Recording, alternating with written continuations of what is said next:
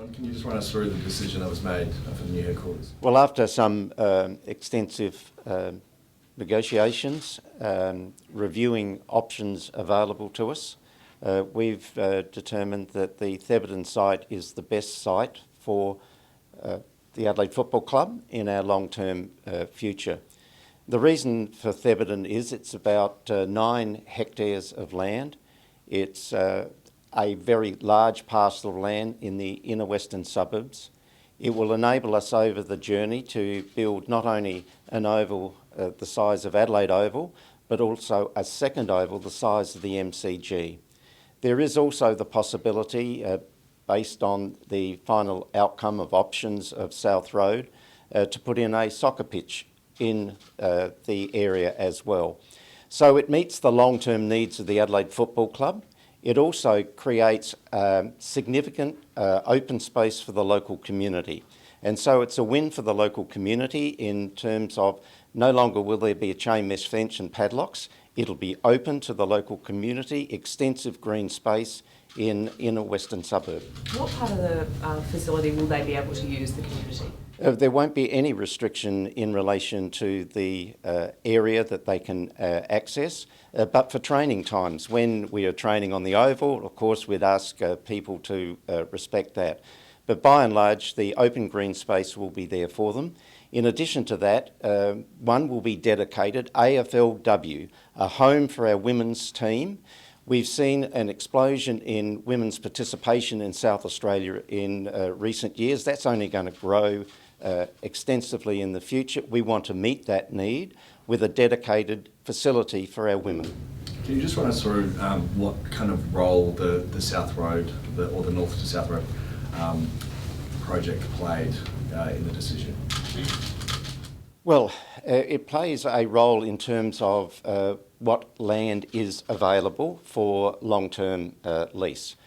We've had some indication this option still being considered by the government in relation to that, but we've got an indication that we can proceed certainly with a realignment of Thebarton Oval, which will be the size of Adelaide Oval, and then on the northern part of that, option for a oval the size of the MCG.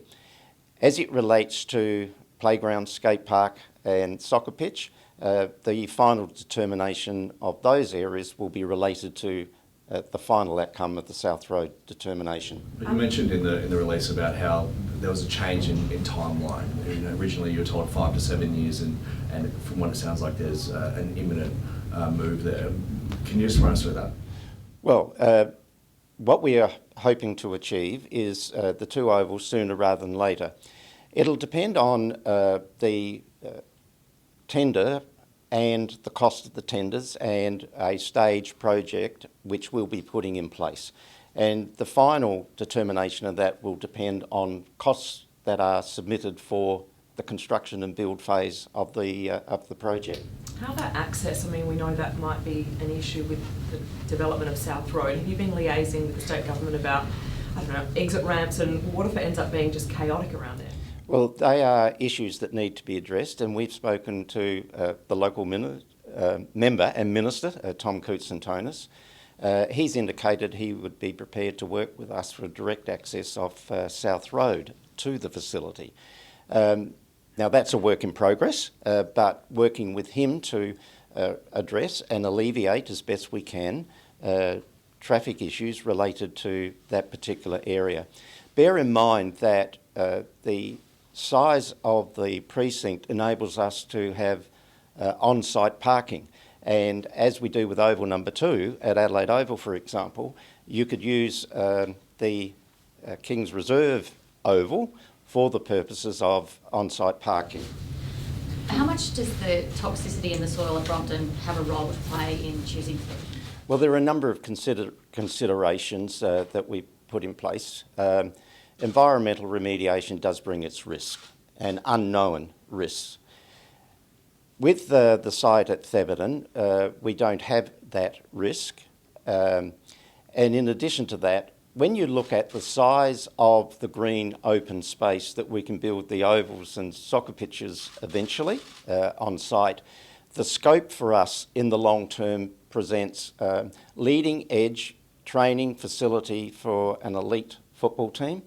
It addresses the need for 3 football teams that we now have, SAMFL, women's and men's team, and enables us to build a state-of-the-art facility.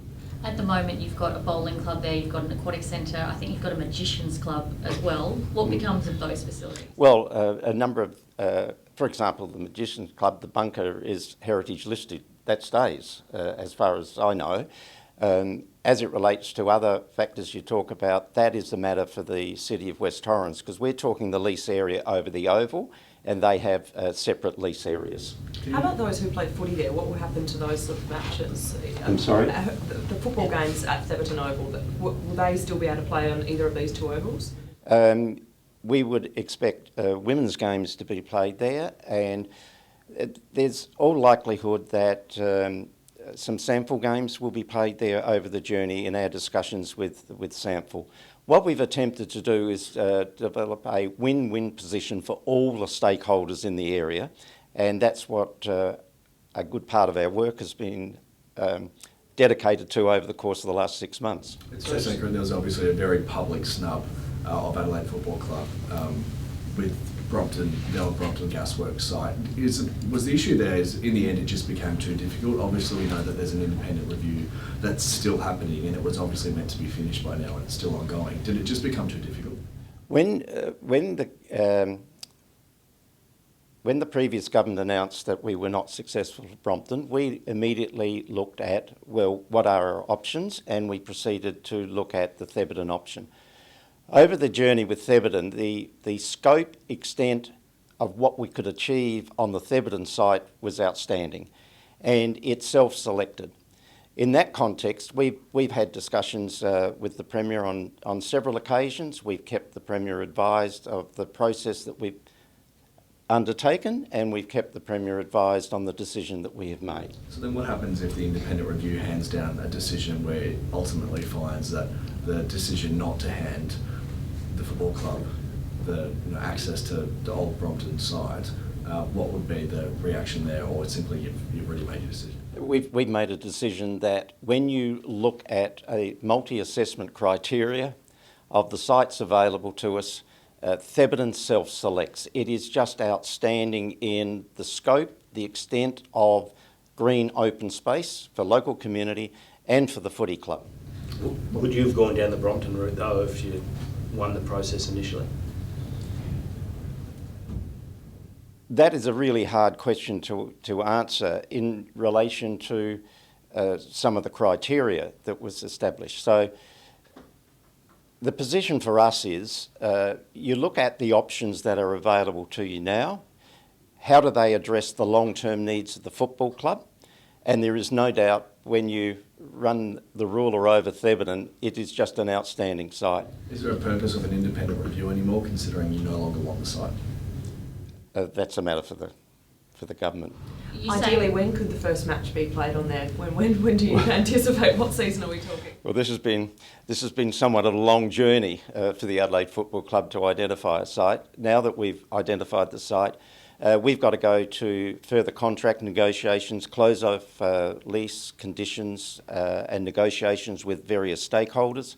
I would hope by the end of this year we'd be able to conclude all of that, undertake community consultation, and then we would be looking to hopefully move on site in 25. Just to be clear, there was some suggestion that the SANFL might move back to West Lakes at some point. Is that not happening as part of this? Well, we've been in discussions with all stakeholders, including SAMFL, and what we are endeavouring to do is get a win for all parties at the end of this process. So that means that they still might? Well, that's a matter for SAMFL to make a final decision on, not for us. Just on playing matters, just quickly, does Isaac Rankin wanting to come and play for Adelaide accelerate the rebuild? Do you think that's pretty exciting stuff? Well, he's a highly talented player. I just make the point, Jordan Dawson last year, Rankin this year, Adelaide Destination Club returning home. But look, list management and the team will have negotiations to finalise any arrangements. Are you hopeful that a new facility will go a long way in attracting that calibre of player? There is no doubt a new state-of-the-art facility brings us up to speed with all other clubs in a national competition. And if we're to be competitive, you've got to have support services and facilities that are benchmarked across all clubs in Australia. This facility will put us there. And that then, of course, adds to, if I go home to Adelaide, if I want to join the Adelaide Football Club, what are their facilities like? Well, they're as good as anywhere in the country. What does it say about securing a star recruit for the second year in a row? What is it? What does it say about securing a second star recruit? You mentioned Jordan, but considering you've got a second star recruit, what does it say about the aspirations of the club? Well, I think it demonstrates a willingness to have a look at the Adelaide Football Club, the journey that's on, and people wanting to be part of that journey. The club's obviously got a great history here, but is it going to be glad to get out of somewhere where there's so much construction going on and windswept and whatnot? Well, for training purposes, I assume the players will be very keen to move away from dusty, windswept playing surfaces. Simply, a new state-of-the-art facility is really what is needed. This facility has served the football club well. It was built for one footy team. We've got three.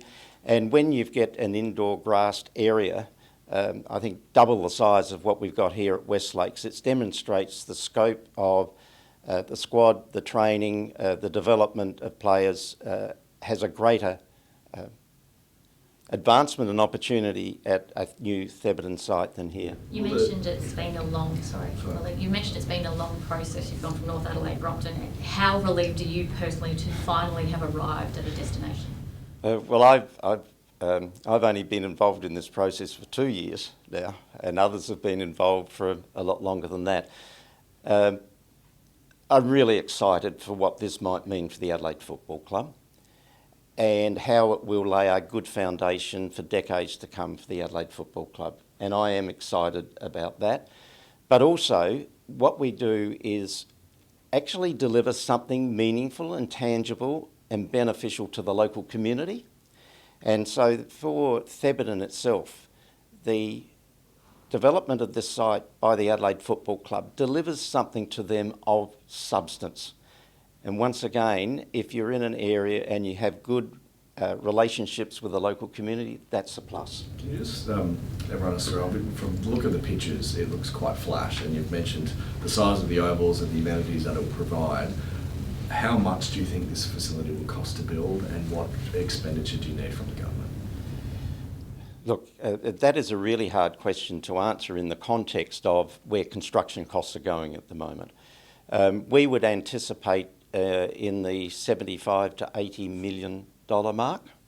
But the caveat I put on that is you've got to go to market. We're doing the finals in relation to design of the facility and what needs to be included in the facility. And it goes back to my earlier question, there might be staged components of this development, but what we're looking at is what we can achieve over a period of time on this site. Has the government flagged that they're willing to put a decent amount of money on the table for this project? We've made a request of government and we wait with bated breath. Last two guys, Adelaide Footy League, what happens to them? They have an arrangement, contractual arrangement with SAMFL.